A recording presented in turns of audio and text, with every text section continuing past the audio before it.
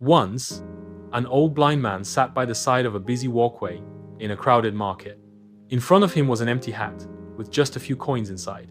A small signboard beside him read, "I am blind. Please help me." People passed by, but hardly anyone stopped to give him money.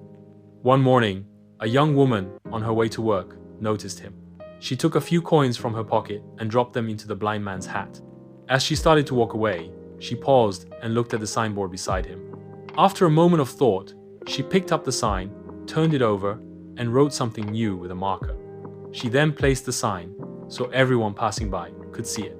Soon, something remarkable happened. People began dropping more and more money into the blind man's hat. It quickly started to fill up. Many stopped, read the sign, smiled, and donated. The old man, though blind, could sense the change. He felt it in the clinking of coins and the hum of people pausing near him. That afternoon, as the young woman returned home, the blind man recognized her footsteps and called out, "Excuse me, were you the one who changed my sign this morning? I've been getting so many donations since then. What did you write?" The woman smiled, knelt beside him, and replied, "I only told the truth, but in a different way. You wrote, 'I am blind. Please help me.' I wrote, 'It is a beautiful day, and I cannot see it.' This simple shift made a world of difference. Words, though small, hold immense power." In this story, the woman didn't give the man more money than others.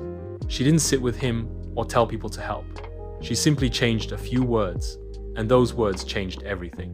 If we think deeply, we realize that words are much more than sounds or letters. They are powerful tools that shape our thoughts, guide our emotions, and influence our actions. The woman's carefully chosen words opened people's hearts. They connected with the emotions of those walking by. They painted a picture, not of lack, but of lost beauty. This is the magic of language. Words can stir sympathy, joy, hope, anger, or fear. When people saw the original sign, they saw a man in need. But when they saw the new message, they felt something: deeper gratitude, sadness, compassion. It reminded them of something they often take for granted: the ability to see a beautiful day. Think about it. When we hear a word, our minds instantly form a picture. Say elephant, and you imagine a huge animal with flapping ears and a long trunk. But this effect goes beyond physical objects. Say hope, and your heart lifts. Say fear, and your chest tightens. That's because words carry emotion. Because of this power, we must choose our words wisely. Positive words, such as affirmations and encouraging statements, can boost our mental and physical health. They help us stay strong during difficult times. They inspire us and those around us. On the other hand, negative words, especially when repeated, can damage confidence, harm relationships, and make life seem harder than it is. We must also remember that our words don't only affect others, they shape us too. We all have an inner voice, a constant stream of thoughts in our minds. This self-talk often decides how we see the world. If we constantly tell ourselves, "I'm not good enough," we begin to believe it. But if we say, "I'm learning," or "I can try again," we build hope and courage. Spiritual teachers and mental health experts agree. We should be mindful of our words, especially the ones we tell ourselves.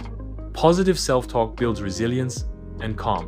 It strengthens our character and helps us stay focused. Negative self-talk, on the other hand, can eat away at our confidence. It makes small problems feel big and makes failure feel permanent. Words also shape our relationships. In families, friendships, and workplaces, kind words create connection. They help us forgive, understand, and support one another. A sincere compliment or a gentle apology can change a relationship, but careless or harsh words, they can leave scars that last for years. That's why thoughtful communication is so important. When we pause before speaking and ask, "Will this help or hurt?" we give ourselves the chance to build instead of break. In the end, the words we use reflect who we are. They reveal our values, our emotions, and our mindset. Just like the young woman in the market, we have the power to speak in ways that heal, inspire, and change lives 7 with just a few words. So the next time you speak or think, remember, your words are never empty. They are seeds. Some grow into trees of joy, and trust. Others grow into thorns of doubt and pain. Choose the seeds you plant. Let your words bring kindness and strength to others and to yourself.